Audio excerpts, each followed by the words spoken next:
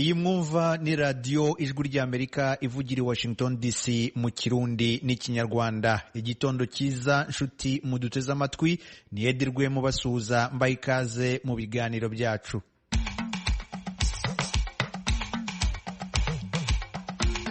Ibiganiro byacu kuri iki cyumweru turabihera ku makuru avugwa mu karere k'ibiyaga bigari, aze gukurikirwa n'ikiganiro ejo cy'urubyiruko rwo mu Rwanda. Nyuma guhera saa 12 murakurikira ikiganiro dusangira ijambo.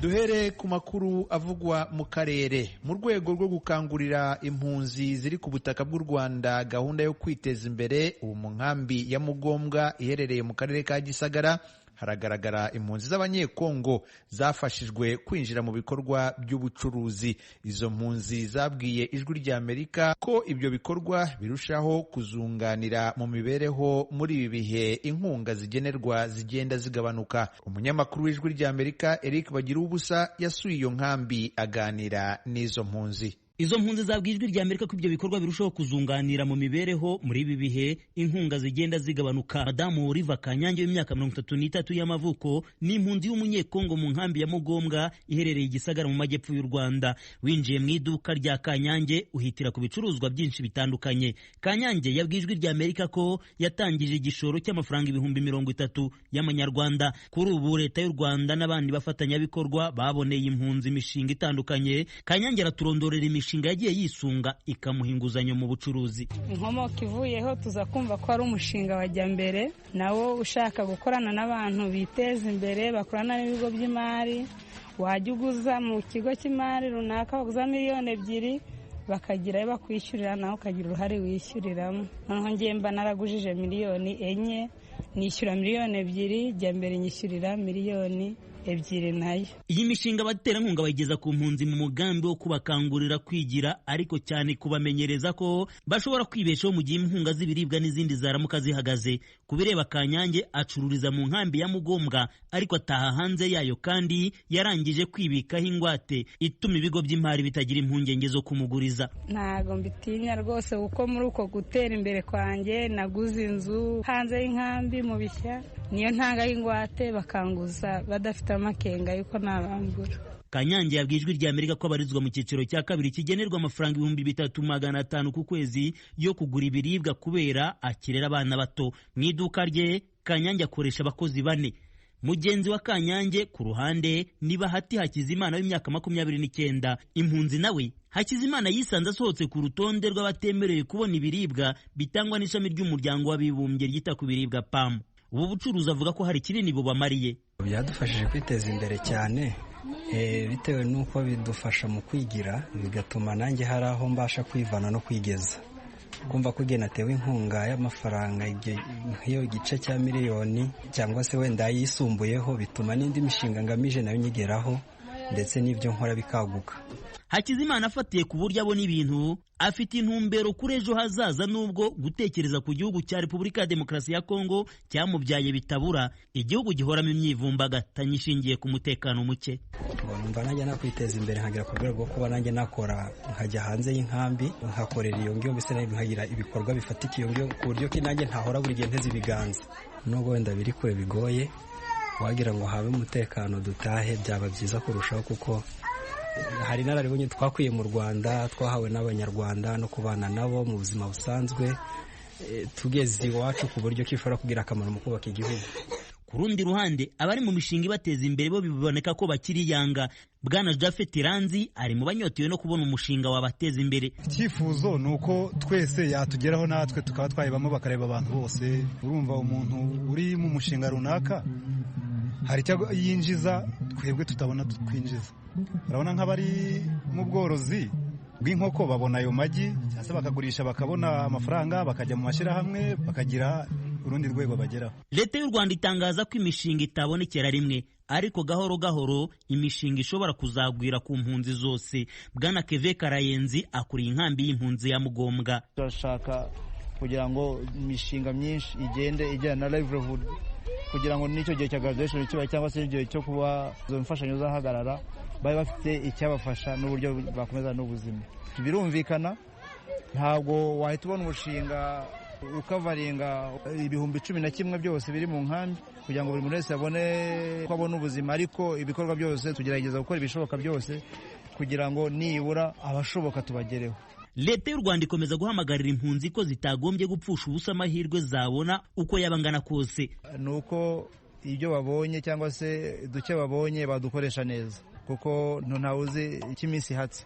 Nuko bagikoresha neza, ikindi amahirwe yose babonye akageza kuyabyaza umusaruro, ikindi bakagerageza kwizigamira. Imibare itangwa na Leta y'u Rwanda ifatanije n'ishami ry'umuryango w'abibumbye ryita ku mpunzi HCR iragaragaza ko inkambi y'impunzi ya Mugombwa icumbikiye abanyekongo basagaho gati 11,000 ihamaze imyaka 8. Kugeza ubu abari mu bikorwa by'ubucuruzi barabarirwa muri 20, ni mu gihe abari mu bikorwa by'ubuhinzi n'ubworozi bo banabihuriramo n'abanyarwanda basagaho gati imiryango 300. Bari mu byiciro bitatu, abo mu cyiciro cya mbere bagenderwa amafaranga 7,600 ku muntu, abo mu cya kabiri 3,500, naho abo mu cya gatatu nta mafaranga yo kubatunga bagenerwa buri kwezi. Bagira ijwi rya Amerika ku Gisagara mu majyepfo y'u Rwanda. Urakoze Eric Bagira ubusa. Mu Burundi mu ntara ya Gitega komine Mutaho, bamwe mu banyagihugu bavuga ko ibibazo bishingiye ku butaka bikomeje kwiyongera kubera ikibazo cya ruswa kigaragara cyane mu nkiko.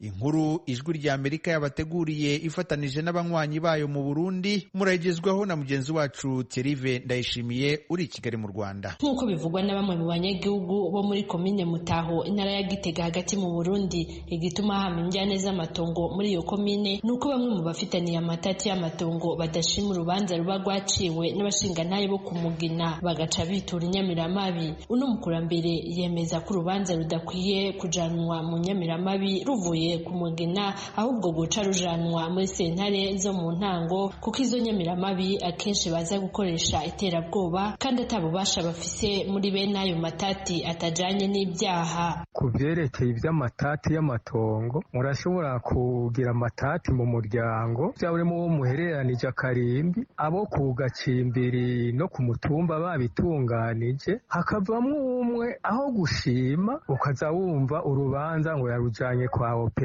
Turabizi neza yuko naho tutize yuko imanza z'amatongo opeje atazica. Urubanza rw'itongo tuzi neza ruvuye ku gacimbiri ukaja ku mutumba wa Rusasuma baca barurungika muri sentare, hanyuma tukaza tubona opeje arateye ubwoba abantu ngo wengu ibi nibi ngo no gupfunga. Muzobitubarize abakuru ivyo bintu bazobihagarike. Ikindi gituma hanini imanza zidindira ni bamwe mu baburanyi bitwaza ko bafise uburyo bwo gutanga igiturire canke kuguma yunguruza urubanza ku nzego zo hejuru, bigatuma umukene mu bafitanye amatati adashobora kwiyunguruza no kunguruza ibyabo nabyiwe kuja kuburanira i Bujumbura. Uno mukenyezi atashimye ko amajwi yiwe amenyekana, avuga ko urubanza rwiwe rwatanguye mu mwaka w'1993 rutangujwe na nyina amuvyara. Kuva nyina yitavye Imana mu mwaka w'1997 avuga ko yaciye abandanya urwo rubanza, ariko gushika n'ubu ntiruracika. Avuga ko uwo baburana yamatanga amahera kugira ngo urubanza ntirushigwe mu ngiro. Urwo rubanza rw'iwacu rwatanguye mu 1993. Mama ararukurikirana. Mama rukurikiranye, yewe mama arahwera, genda rukurikirana. Sangoma ndarukurikirana cyane rwose urwo rubanza. Umukobwa muzima sentare y'intango imuha igisimbo. Bamuhaye igisimbo n'impapuro z'umutsindo ndazifise. Tugiye muri sentare ije kunkomorera nyene ngo ishikirize itongo, bakaca bagira nyene baza bakatanga ibiturire. Sentare ikaza ikagarukira kwibarabara, andi mukugwa kwibarabara. Ico kibazo c'uko hari ababuranyi babigira nkana kugira ngo bazane amananiza imbere yabo baburana kirazwi muri sentare Ntahinyuzwa, nk'uko vyemezwa na Emmanuel Gateretse arongoye sentare Ntahinyuzwa. Emmanuel Gateretse, umukuru wa sentare Ntahinyuzwa y'u Burundi, avuga ko bagiye kuza barapfunyiriza urugendo ababuranyi ku buryo bazoza barabasanga ku kivi mu masentare y'intango kubaburanishirizaho. Ku bwa Emmanuel Gateretse, ibyo bizotuma izo manza zidasubira kuronka ayandi mayungururizo, gutyo zitere zishigwa mu ngiro. twasanze iyo baje kuburanira i Bujumbura muri sentare ntanyuzwa birabavuna cyane turavye ko barinda kumanukana n'ivyabona. Rero muri iyo ntumbero sentare ntanyuzwa yabonye yuko yobapfunyira urugendo ikabasanga ku kivi. Muri ntara ya Gitega twarasobanuye amadosiye yo muri Gasamburamanza akwije ibisabwa kugira ngo aburanishwe. Dukoze n'intara hari urutonde rwatekanijwe, rero twifuza yuko bizoba mu gihugu cyose tugenda turakuranya.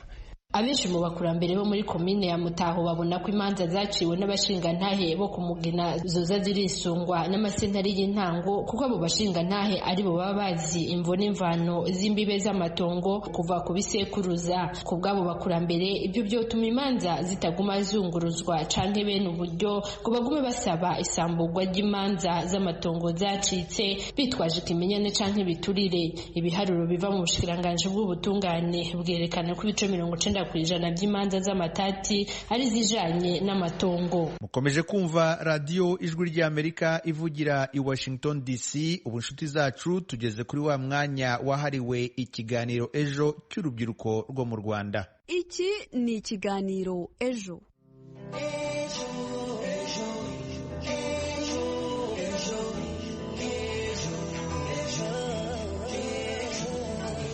Ikaze cyane wowe uteze amatwi radiyo Ijwi ry'Amerika ivugira ku murongo w'104.3 FM.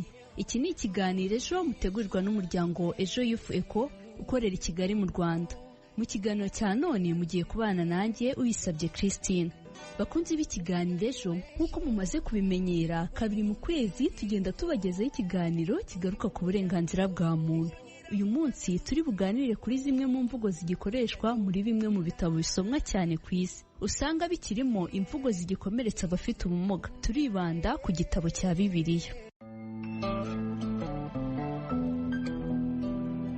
Ikaze nanone mu kiganiro ejo, aho tugiye kugaruka ku burenganzira bw'abafite ubumuga, aho bagaragaza ko hakiri ibitabo bigaragaramo imvugo zibakomeretsa, urugero nka Bibiliya. Ubumuga ni ukubura ubushobozi runaka bw'umubiri, ubwenge n'imitekerereze bitewe n'impanuka, cyangwa umuntu akaba yavukana ubumuga. Aho rero hari imvugo zigikoreshwa hamwe na hamwe nko muri Bibiliya zipfobya abafite ubumuga. Ingero z'izo mvugo ni impumyi, ibipfamatwi n'ikirema. N'izindi wasanga muri Bibiliya nko muri Matayo igice cya 8 umurongo wa 6 cyangwa Matayo igice cya 9 umurongo wa 3. Aho hari igihe usanga zikoreshejwe bigatuma ufite ubumuga yumva apfobejwe cyangwa se bikamuhungabanya kandi yari yagiye gusenga. Itegeko nomero ya mbere akarongo kaberamye 2007 ryo kuwa 20 z'ukwa mbere 2007 rirengera abantu bafite ubumuga muri rusange. Mu ngingo yaryo ya 3 ivuga ko ufite ubumuga wese afite uburenganzira bungana n'ubw'abandi imbere y'amategeko, agomba kubahwa no guhabwa agaciro bikwiye ikiremwa muntu. Amasezerano mpuzamahanga arengera abafite ubumuga nk'uko yemejwe n'u Burundi n'u Rwanda kuwa 15 Ukuboza 2008, itegeko nomero ya mbere akarongo kaberamye 2007 ryo kuwa 20 z'ukwa mbere 2007 rirengera abafite ubumuga muri rusange. Ibitabo binyuranye n'imvugo zagiye zikoreshwa mu muryango nyarwanda yemeza impinduka ku mvugo zikwiriye gukoreshwa. Ese wowe udukurikiye ubona ari izihe ngaruka bigira ku kuba hari imvugo zigikoreshwa muri Bibiliya zipfobya uburenganzira bw'abafite ubumuga? Reka dutangire twumva Mbarimo Mbazi Evode utuye mu karere ka Rulindo ufite ubumuga bw'ingingo. Kuri we nubwo hari byinshi byagiye bikorwa mu kurengera abafite ubumuga birimo no kunoza imvugo zitabahesha agaciro, haracyari icyuho mu madini n'amatorero. Ni inkuru tugezwa n'umugenzi wacu Ishimwe Honore. Bamwe bamaze kubyakira, umuntu ubana n'ubumuga ntabwo ukwiye kumwita ikimuga, kuko ikimuga nicyo bahunikamo imyaka. Kandi nanone uwuhumye ntabwo ugomba kumwita ngo ni impumyi, n'ubana n'ubumuga bwo kutabona. Barashima ibyakozwe mu gusubizwa uburenganzira bagiye bamburwa mu myaka yashize, cyakora basanga nta cyananirana mu gihe amadini n'amatorero yaramuka ashyize imbaraga mu guhindura izi mvugo, kuko zibaserereza, zikabatisha agaciro, zikabambura n'uburenganzira bwabo. Biratubangamira, kutubangamira byo, ariko nta kundi twabigira. N'abavuka ubu ngubu bagasanga izo mvugo urumva ntizizabavamo, ariko ubwo nibabihindure hakiri kare babikorere ubugororangingo. Nubwo izi nyandiko ngo zakozwe kera ndetse zigacengira muri benshi igihe kinini, abayobozi b'amadini n'amatorero ngo bajya basanisha izi nyito n'izikoreshwa ubu ziha agaciro n'uburenganzira abafite ubumuga, aho guhora babangamirwa nazo buri uko bagiye gusenga. Ndishimwe Honore mu karere ka Rulindo ku bw'ikiganiro Ejo. Ese hari igitekerezo wifuza kudusangiza ku ngingo turi kuganiraho uyu munsi? Twandikire kuri 0788028232 cyangwa se kuri 0787581411. Dukomeje n'ikiganiro Ejo, mu gihe hari imvugo zisesereza abafite ubumuga zikigaragara muri Bibiliya, Bishop Cogoza Portal, umuvugizi w'itorero Conservative Grace Bethlehem Church of Rwanda, aratubwira icyo bakora mu gihe bari kwigisha mu rusengero kugira ngo badakoresha izo mvugo. Ni mu kiganiro yagiranye na mugenzi wacu Nkurunziza Pacifique, watangiye amubaza nimba nabo bemera ko iki ari ikibazo. Reka tubumve, turagaruka mu kanya. Bibiliya y'ikinyarwanda ifite amagambo menshi agenda asa nk'ayakomeretsa bariya abantu bafite ubumuga bitewe n'aho imivugire y'ikinyarwanda igeze. Rero uracyasanga Bibiliya dufite zo muri 57, zo muri 91 n'izindi zikivuga ikimuga, zikivuga impumyi, zikivuga wenda umubembe. Ayo ni amagambo yahindutse ku buryo nk'ikimuga n'iki cyitwa ikimuga, ahubwo n'ufite ubumuga. Impumyi ni umuntu ufite ubumuga bwo kutabona. Ikiragi ni umuntu ufite ubumuga bwo kutavuga. Ayo ni amagambo mashya abantu barimo gukoresha. Niyo mpamvu rero Société Biblique yaricaye irabitekereza, bisabwe na inteko y'ururimi n'umuco, bahitamo gutangira gutekereza gukora Bibiliya irimo amagambo ajyanye n'igihe cya none. Ubu iyo Bibiliya ntabwo irasohoka, ariko ubu ngubu yaramaze deja umushinga wayo wo kuyitunganya wamaze gukorwa. Ngira ngo igisigaye ni uko isohoka muri za library. Iyo muri wenda gutanga ijambo ry'Imana mukagera ku magambo nk'ayo, mubyitwaramo mute mu gihe icyo gitabo kitari cyasohoka? Mu gihe bitari byasohoka rero, mu by'ukuri dusoma Bibiliya uko yanditse, ariko mu mitegurire ya sermo zacu cyangwa se ibibwirizwa byacu tugerageza gukoresha ya mivugire igezweho y'iki gihe, ya mivugire idasesereza, idatuma umuntu yiyumva ko ari discrimine, ahubwo imivugire ituma umuntu yumva afite agaciro mu bandi bantu. Iyo ngiyo niyo dukoresha.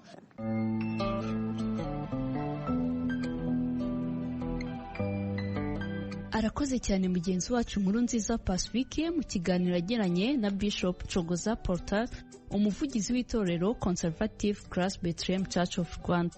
Dukomeje n'ikiganiro cyacu, hari abafite ubumuga binubira imvugo zibapfobya zicyumvikana muri Bibiliya, bityo bagasaba ko zahindurwa. Murema Jean Baptiste, umukozi w'ihororo ry'imiryango y'abantu bafite ubumuga NIDOR, avuga ko ari ikibazo bagaragarije abayobozi b'amadini n'amatorero, biyemeza kugira ibyo bahindura nubwo ari urugendo. Ibindi ni mu kiganiro kigufi yagiranye na mugenzi wacu Ishimwe Honore. Yezu agira gutya ngo ikirema kirahaguruka cyangwa impumyi irareba, ibintu nk'ibi. Tubiganira n'abanyamadini n'amatorero, tubereka ari ikibazo kibangamiye kino cyiciro cy'abantu. Mwe murakora iki kugira ngo ibi bintu bibeho? Nabo barabyumvise, ariko bakavuga bati ese tuzahindura Bibiliya? Bibiliya kwihindura hari abatanga uburenganzira. Ikindi, guhindura Bibiliya zose zo mu gihugu, bakora imibare paje imwe ngo naya ngo kube impapuro zose ziri muri Bibiliya ati n'amamiliyari n'amamiliyari. Niba atariko dushobora gushaka alternative yindi, bafite n'abaho bahurira, dushobora kumvikana mu buryo buri intano, tugashyiraho wenda inyandiko yerekana uko bavuga, uburyo usoma Bibiliya nuza kugera hahandi handitse cyazina, aho kuvuga ngo ikirema ukavuga ngo umuntu ufite ubumuga wenda bw'ingingo nk'uko ngubu byemewe kuvuga. N'ubwo buryo twumvikanye nabo, hari statement basohoye batwereka ko icyo kintu bacyemeranyijweho kandi ko iyo mivugire igiye guhinduka. Bakunzi b'ikiganiro Ejo, murabyumvishe ko tugeze muri wa mwanya muba mutegereje muri benshi, aho mugiye gukurikirana ikinamico ngira nkugire agace ka 4. Jyewe ndagaruka mu kanya.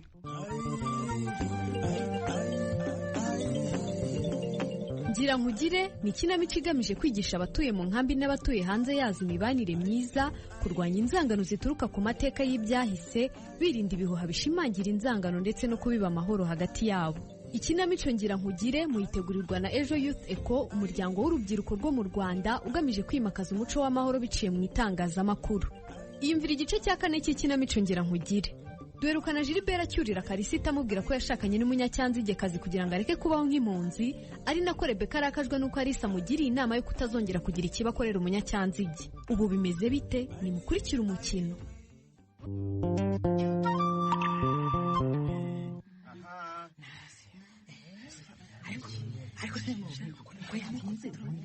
Be Dona kurunguruka mu biro ntiwinjire. Ntabwo nari nizeye ko urimo. Yewe wantunguye uyu munsi sinari nzi uko uza mwishyirahamwe. Aha, ngiye gushaka inka ryama nkayo. Ko nahereye kera nsaba inguzanyo yo kwiteza imbere se mukayinyima. Ndashaka gucinya inkoro rero kugira ngo ndebe ko mwazagera mukanyumva. Nta wayikwimye ariko ni ukuri. Niba wibuka neza buri gihe komite yakubwiraga ko umusanzu utanga muri koperative uri hasi cyane, bityo nta cyizere cyo kuzayishyura ifitiwe. Naho ubundi izo nkoro uvuga si ngombwa kuzicinya rwose. Imvugo yanyu abanyacyanzige ariko sijye wayihimbye. Kandi umbabarire nimba nkoresheje imvugo idahuye. Gusa nashaka kuvuga ko niyemeje gushyiraho umwete kugira ngo nanjye muzayime. Rega mayi ubuzima bwarahenze. Ibiseke nasize uvuga ko ugiye kuhoka byerekana se wabirangije Dona. Nabanje kuza ko kwiyereka. Nabonaga ibiro byaguheranye. Harya ubundi abaperezidante kubaha ntibibareba. No kwicarira mu biro nk'abakire. Nanjye birandeba da. Nuko hari ibyo nabanje gushyira ku murongo. Hagati aho niba usubiye mu rubohero umbwirira abandi banyamuryango ko ejo tuzasurwa n'abaterankunga. Aha, ngwino bibibwire nka perezidante da. Batagira ngo ndabihimbye. Ariko nawe abo baterankunga se nzagufashe kubakira byibura nanjye menyekane nkabo.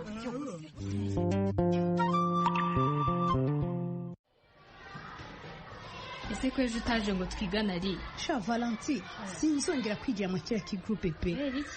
Niba ukuntu bajye baseka ngo kumvuga ikinyarwanda. Mbera no kuri. Ni impamvu nyine kubije kuza koko. Jiwaze kureba. Wihoreye se ukigira bigutwaye. Si ibyo cyo gituma jewe ntabereko. Ibyana byo muri cyanzige birishima sha. Urazi yuko birambira ko mvuga mwana afite.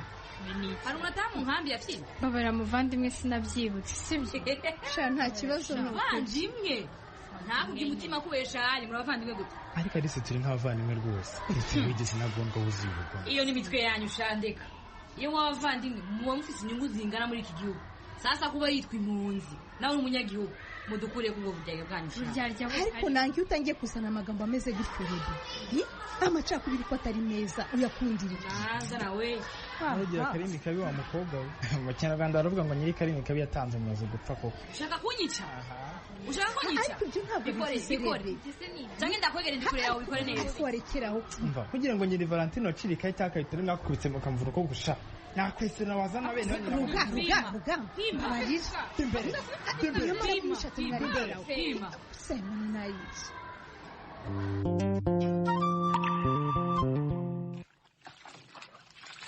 Iyo myenda kwimeshe bwije ubwiruma muri tapi. Ariko kanya mbonye se izaba yuma. Ahubwo se bakangutse ryari Karisi. Kugira ngo nigeze nsinzira nubwo nagiye mu buriri ndushye nshaka kuruhuka. Abujijwe n'iki? Iwacu baba bamereye nabi bansaba amafaranga. Sinababwira ko ntayo mfite ngo babyumve. Niyo waba uyafite gufite umugore n'umwana ugomba gutunga. Si ibyo. Ko twavuze ko wajya ubagenera duke buri kwezi. Twigeze twumvikana kuko bitsamye utabara. Ariko ibyo ntibabyumva. Bapfa kubona ko nazanye imari gusa. Bagahita bampamagara abanancyurira ngo iwabo umugore ngo bafite imitungo myinshi ngo nimbaho amafaranga. Ariko twaragoye koko. Biteye ko umuntu ajya gutera imbere bamugera ijambo. Nubundi twashakanye batabishaka. Ibyo byo. Uyu myaka 10 n'ingahe tumaranye baturetse tukibera uko dushaka. Batatugeze ijanja ko. Ko n'umuryango wanjye batuje. Bo batuje. Humura masheri. Nubwo bintisha umutwe nkaburi bitutse. Ariko niyemeje kuzakurwanirira bishoboka. Uzandwanirira ariko uzirinde kurwana nabo sheri. Oya humura. Niba ari isomo nararibonye. Ubu nta mwanya mfite wo guhangana na bene wacu. Ahubwo ndakumva mugabo mwiza. uze kuntunganyiriza bya bindi byose uzi nkenera ngiye safari ejo nzasubira kurangura. Karisita asezeranyije kuzarwanirira umugore we Murekatete mu batifuza umubano wabo. Wa mugani se bazamurwanirira bitamusabye kurwana nabo bishoboke? Naho ubutaha. Nizere ko agace ka kane k'ikinamico ngira nkugire kabaryoheye kandi muzakurikirane n'agace ka 5 kazacaho ubutaha. Dukomeje nanone ikiganiro kanakire mugenzi wanjye Uwikeza Christela atugezeho ubutumwa mwatwandikiye ku kiganiro cyatambutse ubushize, aho twaganiriye ku kudasobanurira mbere abaturage ibikorwa bibateganyirizwa bibatera kwinangira bigeze igihe cyo kubishyira mu bikorwa. Ikaze cyane Christela. Urakoze Christine kuma ikaze. Nk'uko mumaze kubimenyera, tugeze muri ka kanya twahariye kubagezaho ibitekerezo mwadusangije ku ngingo twaganiriyeho mu kiganiro cyatambutse ubushize ku burenganzira bwa muntu. Aha nababwira ko ikiganiro twabagejejeho cyavugaga kudasobanura mbere abaturage ibikorwa bateganyirizwa bibatera kwinangira bigeze igihe cyo kubishyira mu bikorwa. Nabibutsa ko muri iki kiganiro twabagejejeho ibitekerezo by'abaturage batubwira ingaruka zibageraho biturutse kudahabwa amakuru ku bibagenewe mbere. Si ibyo gusa, twanabagejejeho ikiganiro umunyamakuru yagiranye n'umwe mu mpirimbanyi z'uburenganzira bwa muntu wo muri CRADO. Yasobanuye ingaruka bigira ku miyoborere ku ruhande rw'inzego bwite za leta ndetse n'umuturage muri rusange. Yanagarutse ku ukwiriye kubiryozwa igihe itegeko ritubahirijwe, ndetse yanakomoje no ku itegeko mu kurushaho kurisobanukirwa. Ibitekerezo mwadusangije ni ibi bikurikira. Ndacyayisenga John uherereye mu karere ka Rwamagana yagize ati ntabwo abaturage twanze ko ibikorwa rusange bitugeraho, ariko usanga tubimenyeshwa ariko nta mwanya duhabwa wo kuba twatanga ibitekerezo ku bidukorerwa. Dusabimana Marie Devote uherereye mu karere ka Kicukiro yagize ati ikinamico turayikurikiye cyane, ni byiza ko abantu barushaho kubana neza nta makimbirane ashingiye ku kuba baturuka mu bice bitandukanye by'akarere k'ibiyaga bigari. Naho Nyirabagenzi Efrazi uherereye mu karere ka Nyamagabe yagize ati imbogamizi zikunze kugaragara mu gihe hari gahunda yo kwimura abaturage, usanga bababwira ko bajya gutura mu midugudu kandi wenda bo bifuza kuba bajya mu nkengero bakiyubakira bakaba banakora n'imishinga y'ubuhinzi. Naho Nkurunziza Felicien uherereye mu mujyi wa Kigali mu murenge wa Kibagabaga yagize ati imbogamizi zigaragara usanga bamenyeshwa ko hari ibikorwa rusange bigiye kuza bakababwira uko bizakorwa. Mu by'ukuri nta ruhare umuturage aba yabigizemo. Ntawumvukiye Augustin uherereye mu murenge wa Mugambazi mu karere ka Rulindo yagize ati ni byiza ko mu gihe hagiye gushyirwa mu bikorwa ibikorwa rusange ababishinzwe bakwegera abaturage byibura mbere h'amezi 6, bityo nabo bakabona igihe gihagije cyo kwitegura. Nsengimana Lambert uherereye mu karere ka Muhanga mu murenge wa Rungi yagize ati hari icyakorwa mu kubahiriza uburenganzira bw'abaturage, kandi hakwiye kujya habaho gusobanura neza ibijyanye n'ibyo bikorwa rusange, bizatuma n'abaturage babigiramo uruhare. Ubutumwa bwa none tubuhiniye aha, tuzasubira ubutaha mu mwanya nk'uyu. Nabibutsa ko ibitekerezo ku ikinamico ngira nkugire nabyo tubihaye ikaze. Mugenzi wanjye yasubirana ijambo. Christela akoze cyane, namwe mwatwandikiye.